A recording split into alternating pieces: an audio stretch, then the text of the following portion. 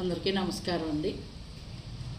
కొడుకు పెద్దోడు అయిపోయిన తర్వాత కోడలు మనవలు అందరూ తయారైపోయిన తర్వాత వాళ్ళ పని వాళ్ళు చేసుకుంటా ఉన్నప్పుడు తల్లిదండ్రుల మీద ఆధారపడకూడదు. ఏదైనా ఉంటే వాళ్ళు తినగా మిగిలిన తర్వాత ఇస్తారు. వాళ్ళ బతుకులు వాళ్ళు బతకాలి. వీళ్ళకి కలిగి ఉంటే కూరాకు వాళ్ళకి వెయ్యాలి, లేదు అంటే మెదలకుండా వాళ్ళ పని వాళ్ళు చూసుకోవాలి. వాళ్ళిద్దరు బతుకున్నారు, తల్లిదండ్రులు బతుకున్నారు కనుక వాళ్ళ బ్రతుకులు వాళ్ళు బతుకుతారు.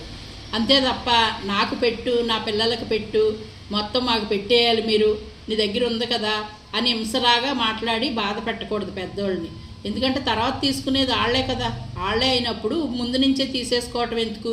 రేపు పొద్దున్న వాళ్ళకి ఏదైనా అవసరం వస్తే మళ్ళీ మనమే పెట్టాలి కదా అన్న ఆలోచనతో ఉండాలి కొడుకు కోడలను.